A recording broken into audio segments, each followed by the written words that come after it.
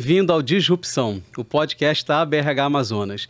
Esse episódio já em Casa Nova, aqui em frente ao Teatro Amazonas, na Editora Valer, no coração de Manaus, para tratarmos sobre um tema muito importante e atual para todos nós que somos empresários, que atuamos na área de recursos humanos, que estamos em alguma empresa. Falando sobre saúde mental e os impactos na produtividade.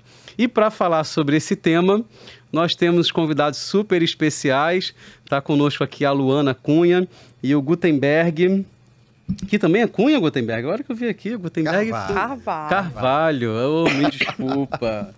É um sobrenome bonito, Cunha. Lindo. Apresentando aqui a nossa querida Luana, ela é psicóloga, especialista em psicologia positiva, neurociência e desenvolvimento humano, com mais de 20 anos de experiência em multinacionais em Manaus e em São Paulo, sócia fundadora da Perma, é coautora de livros sobre positividade no trabalho, gestão de pessoas e prevenção do burnout. Coordenadora e palestrante de eventos renomados, inclusive o da BRH, nosso fórum. Destaca-se pela visão inovadora e pela sua ampla expertise em iniciativas que conectam saúde mental, inovação e alta performance, promovendo um ambiente corporativo mais saudável e produtivo. Nossa, que bonito! Bem-vinda, Luana! Obrigada pelo convite. É sempre incrível estar deste lado ou deste lado no podcast da BRH. E tem ele, Gutenberg Carvalho, psicólogo, professor da Luana e de tantas outras pessoas. Sem fazer referências ao tempo, tá? Ele falou 20 anos. Éramos todos jovens. Mestre em psicologia, especialista em terapia cognitiva comportamental, especialista em avaliação psicológica e especialista também em neuropsicologia. Na carreira docente, atuou como coordenador do curso de graduação e pós-graduação em psicologia, com formação em MBA em gestão, ampliou o campo e implementou serviços de psicologia clínica e ocupacional em empresas do polo industrial, com foco no desenvolvimento de programa de qualidade de vida, saúde mental e ergonomia cognitiva. Muito bem-vindo, Gutenberg, Luana. A gente precisa colocar uns sonzinhos aqui, né? Aí com a nossa direção. Nossa diretora está aqui nos bastidores, ela vai providenciar. Certamente nesse horário tem palmas acontecendo por aí. Fica a dica. Olha, muito obrigado aí por aceitarem esse convite, para estarem aqui trazendo um bate-papo sobre um tema que é um tema extremamente importante. Nós teremos o fórum agora em setembro, já fazendo aí uma menção, né? O Fórum de Saúde e Bem-Estar, na sua quarta edição? Quarta edição. Na sua quarta edição. Já anota aí na agenda, 18 de setembro, a partir das 13 horas, todos então, juntos. 18 de setembro, que horas? A partir das 13 horas no auditório do... Senac. Não, Senai. Senai, eu sempre... Lá na bola da tudo que é S me confunde, mas do Senai, estejam lá para a gente ter um bate-papo incrível sobre esse tema que é urgente e importante. E para você que está nos ouvindo, seja no Spotify, seja nos assistindo pelo YouTube, já vem a primeira pergunta que disse aqui os nossos convidados que são perguntas para a gente passar aqui 2 dias batendo papo. Então, vocês terão que resumir uma pergunta como essa em pouco tempo. Luana, você tem atuado em projetos que conectam saúde mental, inovação e alta performance. Como enxerga a relação entre produtividade e bem-estar no contexto atual das empresas? Estão diretamente relacionados, Lu. Não tem como a gente falar de alta performance e de produtividade se a gente não falar de saúde mental. É preciso que os recursos, ou recurso humano, esteja em pleno funcionamento. E quando a gente fala em pleno funcionamento, a gente está olhando ele de forma integral, né, com suas necessidades básicas atendidas pela empresa, mas com a sua saúde mental, com a sua questão emocional também desenvolvida e amparada, para que ele tenha a possibilidade de entregar o seu melhor. Existem estudos até na psicologia positiva que falam da relação do bem-estar com a produtividade, né? Uma pesquisa feita em Harvard diz que as pessoas são até 30% mais produtivas se elas estão felizes. E aí entenda a felicidade nesse contexto agora como subjetiva. Então, a felicidade para cada pessoa, né, tem um ponto, mas a experiência de poder dizer que você tem uma vida que vale a pena ser vivida, que você tem um propósito e que você experimenta essa sensação de bem-estar. Então, quando as empresas começam a olhar para essa questão, e agora, muito recentemente, foi um debate prolongado que a gente teve agora em março sobre a adequação da NR1, que trata de riscos físicos, mas que agora, né, deixou mais claro que os riscos psicossociais precisam ser avaliados. Quando a gente começa a entender que eu não tenho como separar a pessoa que produz na empresa da pessoa que vive uma vida com a sua família, com a sua saúde, com os seus hobbies, eu não consigo separar isso. Quando eu integralizo, quando eu junto essa pessoa e consigo deixá-la no ambiente de trabalho com todos esses pontos estáveis, ela vai entregar o seu melhor. E esse melhor pode ser 30% a mais de produtividade, ou seja, uma alta performance. Não só de produtividade, pessoas felizes vendem mais de 21%, aumentam a sua criatividade em 300%. Então, se você está aí e acha que não tem criatividade, o simples fato de você ter essa sensação de bem-estar já te coloca na condição de inovar, de trazer inovação para aquele ambiente, porque você se sente seguro para testar, e quando eu testo, eu posso trazer novidades, posso trazer caminhos mais adequados para que eu seja mais produtivo. Então, para mim, hoje, cuidar só de máquinas ou de processos, na verdade, não hoje, para mim nunca foi o caminho, mas agora está mais declarado que eu preciso ter aqueles que pensam para que isso aconteça, saudáveis na sua integralidade, não só na saúde física, mas também na saúde mental, para que o meu negócio seja rentável. Tirando que o fato de você estar adoecido ou fisicamente ou mentalmente traz um termo que todo RH conhece, que é o absenteísmo. A minha ausência daquele espaço. Se eu estou ausente, eu não produzo. Particularmente, eu prefiro a ausência do que a presença sem a saúde, porque aí eu não produzo adequadamente e posso trazer outras consequências para aquele ambiente de trabalho, né? Se eu não estou saudável naquele ambiente, além de eu não produzir e dar a minha integralidade de performance, eu posso causar um acidente, eu posso colocar a vida de outra pessoa física ou emocional em risco.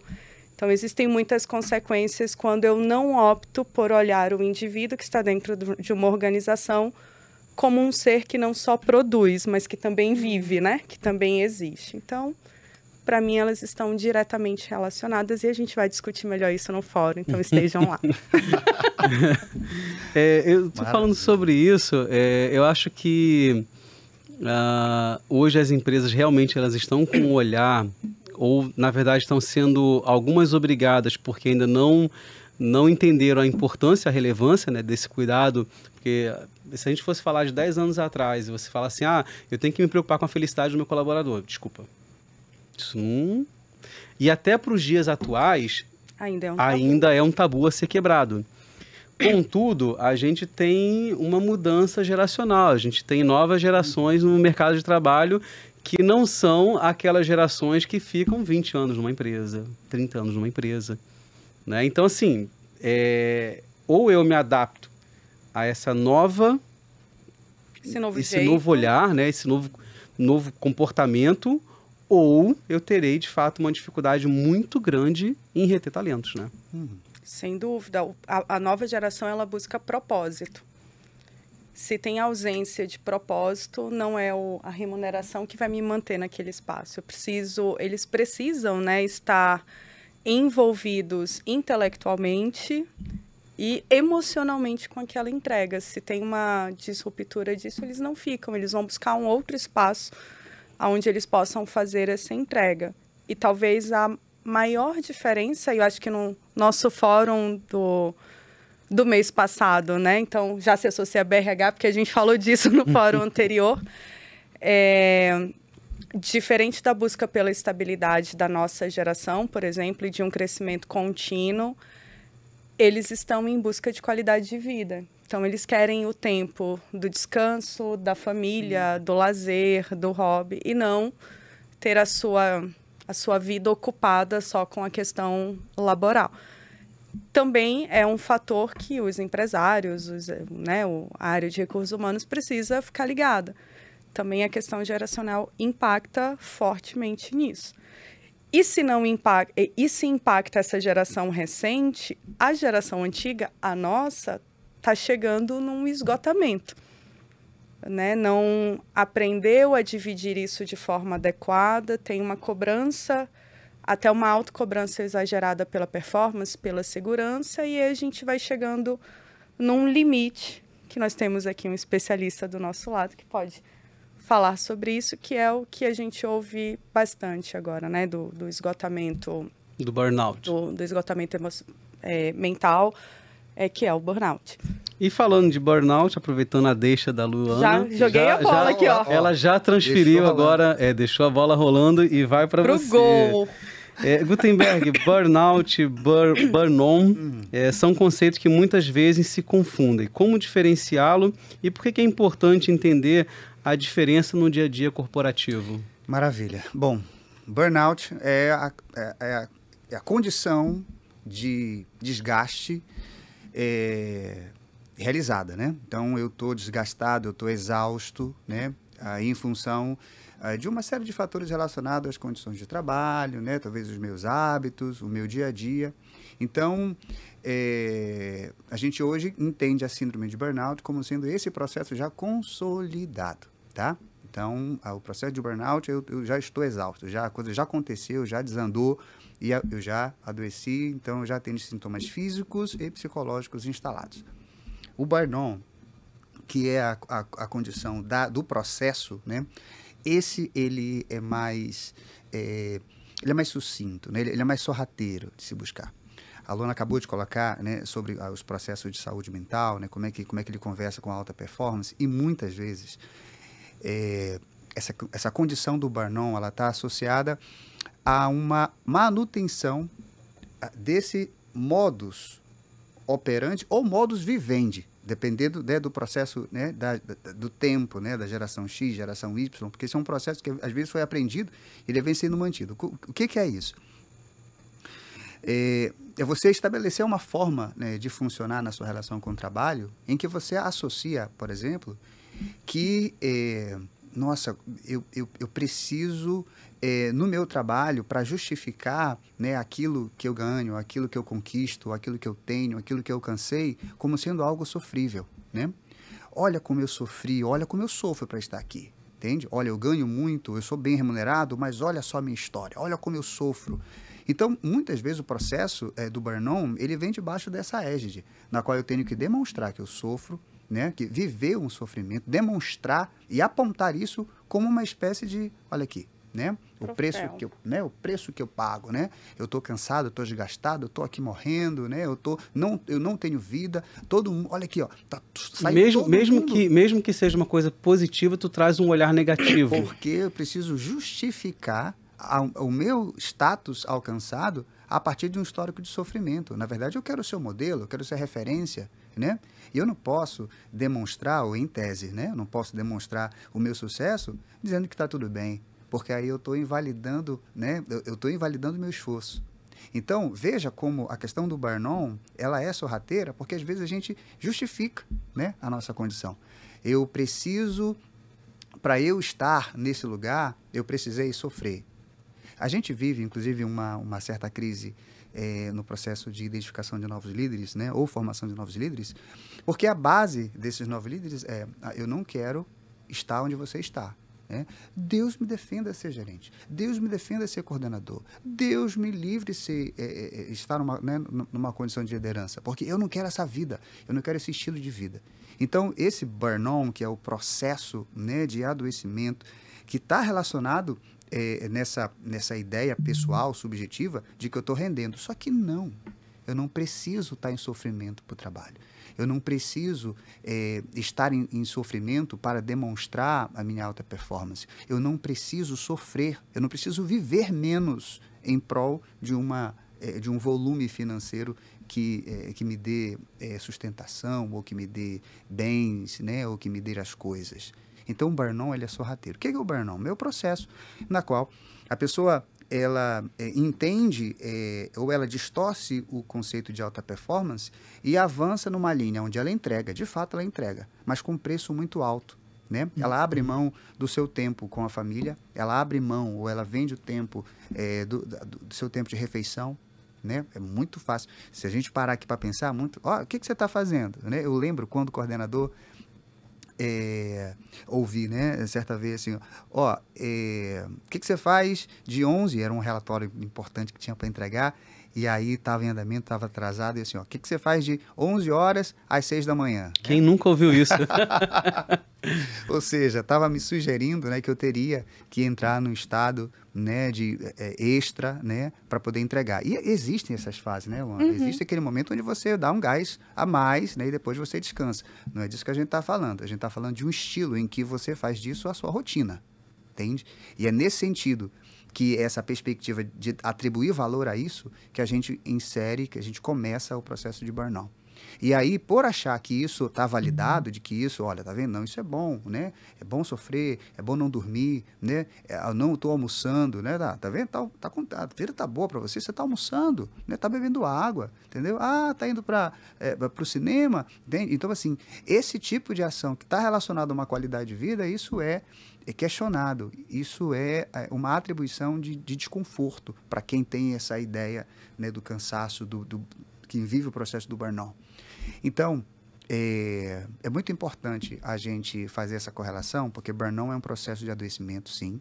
Burn-on é um processo de distorção de valores em relação ao que eu faço, como faço no meu trabalho, né?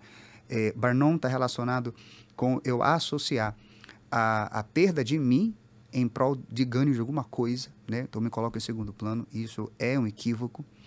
E o burnout é isso consolidado, né? Depois de tudo isso dado muito errado, aí eu tenho o cansaço, eu tenho o desgaste, né?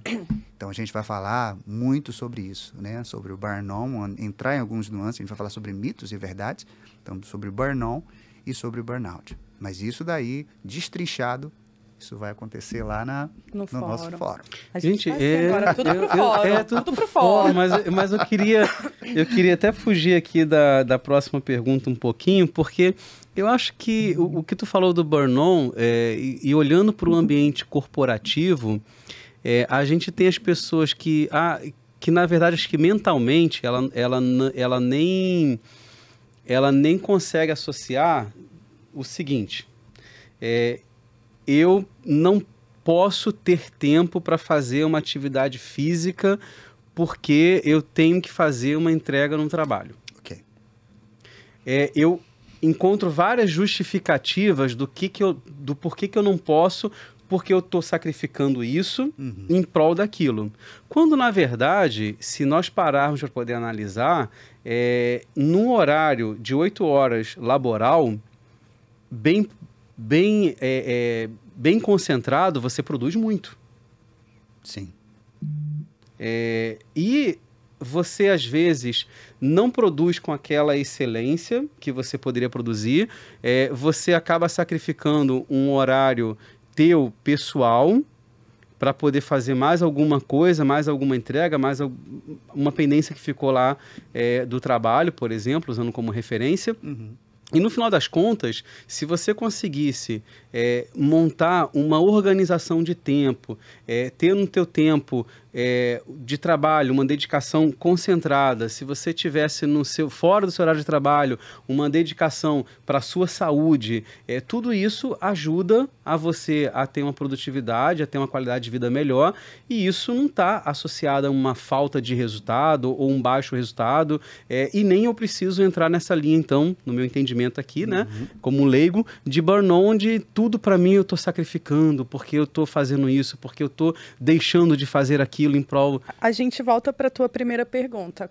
Quando eu tenho esse nível de consciência que você está trazendo, eu consigo entender que dedicar tempo de qualidade para uma boa alimentação, para uma rotina estável, de qualidade com a minha família, para uma atividade física, vai fazer com que as minhas 8 horas de trabalho sejam muito mais produtivas. E aí eu vou performar melhor, desde que eu tenha esse tempo.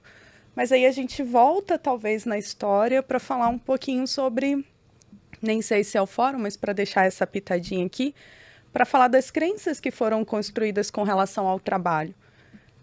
No passado, e aí lembra minha mãe, por exemplo, assim, seu marido é o trabalho, você tem que casar com o trabalho, isso é o mais importante. Então, existem muitos comandos que vieram ali atrás que fazem com que, em algum momento, que algumas pessoas tenham esse olhar que o Gutenberg trouxe.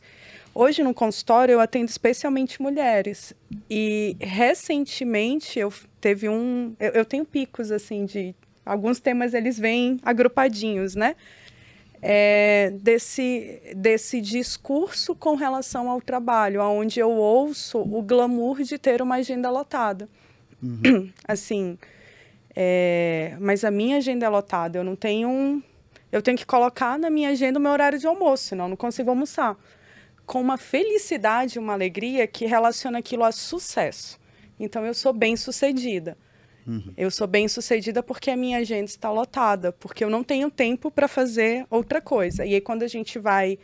E aí, a psicologia clínica, essa escuta mais aprofundada, te apresenta essas crenças que foram estabelecidas pessoalmente, no indivíduo, ali na sua história de vida, mas também traz um pouquinho do ambiente de trabalho. As empresas estão se adequando para esse novo modelo, porque antes era o que a gente ouvia realmente. O que você faz da meia-noite às 6 da manhã? Dá para entregar o relatório. O que você está fazendo no domingo? Na hora do almoço. Na hora do almoço. Mas você vai mesmo sair... Pra quê, né? Você vai mesmo sair... E aí eu não estou dizendo que são todas as empresas, mas... Mas é uma questão cultural. Cultural. O que tu está falando, eu me lembro, tem um empresário aí da área, eu não vou fazer propaganda para ele, mas tem um empresário aí que agora está super em alta, de farmacêutica, e ele fala muito sobre o quanto que ele mudou a fala dele em casa. Por quê? Porque ele chegava e reclamava do trabalho. E aí como é que você vai ter ali dentro de casa alguém que olhe para, no caso dele, olhe para o negócio e queira assumir o negócio da família, ou você chega em casa e aí você reclama porque está cansado, porque está estressado, porque está esgotado, porque tem... E aí você tem uma pessoa ali, um serzinho que está crescendo e que está olhando para aquilo e fala assim, cara, isso daí... Eu só fico com a parte ruim. Quero não. Então tem que haver realmente essa mudança estrutural, essa mudança cultural, né? Para que a gente possa realmente olhar o trabalho e ter o prazer, porque, gente, a gente passa muito tempo produtivo. Você já ouviu a expressão, o dinheiro é suado? Opa! O dinheiro suado, ele vem dessa condição do sofrimento. Ninguém fala que dinheiro vem com facilidade e abundância. Então, falar sobre saúde mental dentro das organizações é revisitar essas crenças estabelecidas. Assim, você pode viver bem, você pode estar feliz e ser bem-sucedido financeiramente. Revisitar essas crenças. Revisitar essas crenças. Sensacional. Anota aí, produção, anota aí, que essa daí foi... Bota aqui embaixo assim, ó. Essa daí foi... Esse ponto que a Luana está colocando, ele é muito interessante. Eu lembro de fazendo, né, trabalhando, né, com os pacientes, com pacientes que têm que são gestores e que estão tentando fazer essa mudança de operação no dia a dia. E aí, um deles comentou o seguinte, Gutenberg, talvez eu não consigo desacelerar, né? Que o ritmo era alucinante, né? Aquela coisa e tal, bem sem tempo para nada, né? O ritmo era alucinante. E aí, num certo momento, precisou dar uma parada, né? Por uma condição de saúde, precisou dar uma parada em casa. E aí foram, assim, dias terríveis. Por quê? Porque vinha num ritmo alucinante, né? Então, aquilo ali vem de muito tempo. E aí, na medida em que precisa parar para fazer, era uma recuperação de cirurgia, aquilo ali torna-se um transtorno, né? Se eu tenho estresse por sobrecarga, e no caso ele afirma que não tinha, que aquilo ali estava adaptado para ele. agora ele passou a ter um estresse por monotonia, entende? Porque o movimento psíquico relacionado ao trabalho era tão intenso que quando precisou parar, ele aguentou ali uns 4, 5 dias. Mas ele depois começou, né, a ter muita dificuldade pela agitação. Preciso voltar, nossa, então isso aqui não fica bom e tal, tem que voltar. Aí fez uma reinfecção, aí tem que ficar mais dias afastados, puxa vida e tal, e de repente estava chorando porque estava em casa, né, fazendo o processo de recuperação. Então, assim, parar para se recuperar, parar para cuidar da própria saúde passa a ser algo visto como perda de tempo, né? Ativa uma crença de incapacidade, de inutilidade. Ele está parado, esperando a medicação gerar o processo de retirada da infecção, né? Em condições, se ele não cuidar, ele morreria, né? Se fizesse o retorno naquelas condições. Então, ele precisa ficar parado, né? E se alimentar e descansar. E isso era um fator que ativava uma crença negativa. Então, foi desafiador, né, reformular, né? Ainda não está 100%, é um processo de construção que isso, né, tá arraigado, a Luana acabou de colocar, isso é um processo cultural, né, de crenças que vem ali alimentando a pessoa em diversos vetores da vida, e quando alguma intercorrência acontece, isso gera ali uma discussão. Agora imagina uma pessoa comum que vem nesse ritmo e não para, né, porque adoeceu, e aí de repente chega profissionais ou alguém, uma nova gestão, conversando sobre, vamos desacelerar? Então, aí a gente vai ter muita resistência, que é o nosso papel, né? No momento, difundir, gerar psicoeducação, abrir espaços e fóruns para que essa temática possa entrando. Porque o que muda comportamento? A informação, né? Toda uma forma de pensar vem na medida em que eu... A informação muda comportamento. É informação, crença, né? A informação muda uma estrutura na forma de eu pensar. E a forma de eu pensar muda comportamento, muda emoção e muda reações. Eu tenho que bater palma. A TCC é incrível. Né? Mas o que você falou realmente faz muito sentido e, ao mesmo tempo, é um desafio que não é a curto prazo. Não. Porque, ao mesmo tempo que a gente entende isso tem que ser revisto, revisitado, falado inúmeras vezes, porque, querendo ou não, nós temos aí toda e qualquer empresa que tem uma cobrança, e essa cobrança ela vem para a alta gestão e vai descendo até chegar num profissional ali no piso da pirâmide. Então, essa cobrança ela é contínua. E hoje em dia a gente tem ouvido muito fazer mais com o mesmo. Eu posso... Até por uma questão assim, a gente traz aí a tecnologia. Ela vem aqui... Não, a tecnologia não vem para poder... É para você poder fazer o uso e se destacar. Mas, ou seja, eu produzo mais, com mais facilidade por uma questão de tecnologia, pelo conhecimento. Contudo, eu estou produzindo ainda mais do que eu produzia antes. Né? Então, vem também assim, uma cobrança de resultado acompanhando com uma busca de um equilíbrio. Uhum. Em tese, né?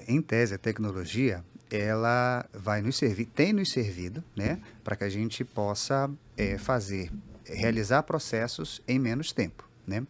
E ao realizar processos em menos tempo, a gente tem a capacidade de usar esse tempo extra, né? Que a gente está levando menos tempo para fazer a mesma coisa que a gente fazia há 10 anos atrás, né? Então, a gente leva menos tempo para fazer isso. Então, esse tempo que sobra, ou esse tempo que se ganha, a gente tem a oportunidade de lê-lo como pausa, né? Uma pausa. Só que o nosso movimento é de, eu ganhei um tempo extra para fazer mais ainda, entende? Então, ele vai dobrando, né, algumas perspectivas de performance, sem fazer uma leitura daquilo que ele já ganhou. Então, assim, é como se ele se consumisse toda a reserva que ganhou com o processo que ele acabou de implementar. Então, ao invés de gerar um tempo, né, de qualidade, um tempo criativo, né, de inovação, né, para gerar uma pausa. E essa pausa pode ser com uma leitura, ela pode ser com um tempo melhor da qualidade do tempo de almoço, um tempo na academia, pode ser um tempo com a família, né, enfim, um tempo de reflexão, né, de contemplação, pode ser de diversas formas. mas ele acaba entendendo não, né? Me sobrou tempo, calma aí que eu posso resolver. Vou preencher. Me sobrou tempo, eu vou preencher. E por falar em tempo... mas eu queria deixar um exercício para o nosso próximo encontro, pode ser? Por favor. Só pegar o ganchinho da fala do Gutenberg, que foi muito rico. Se a gente para pensar hoje, e vou usar a expressão adulto funcional, tá? A maior parte do nosso tempo, ela está dedicada a um papel, que é o nosso papel como profissional. E aí eu deixo aqui, um convite, né? Para quem vai assistir o próximo episódio, para quem vai estar no fórum. Que outros papéis existem na sua vida? Então, pega um papel aí rapidinho e escreve, né? O seu papel de... eu sou uma gerente de RH, eu sou filha, eu sou namorada, eu sou amiga, eu sou colega de trabalho, eu sou sobrinha, sou neta. Para você ver o quanto de outros papéis existem e talvez até fazer uma reflexão do porquê você não está dedicando um tempo de qualidade para eles. O que tem ali que você não quer ver, que você não quer olhar, que você não quer apreciar? Por que a gente precisa usar os tempos de pausa, o tempo que a gente ganha com tudo de inovação que a gente está trazendo, com um único papel, que é o nosso papel profissional. Então, talvez a gente discuta um pouquinho disso também no nosso fórum.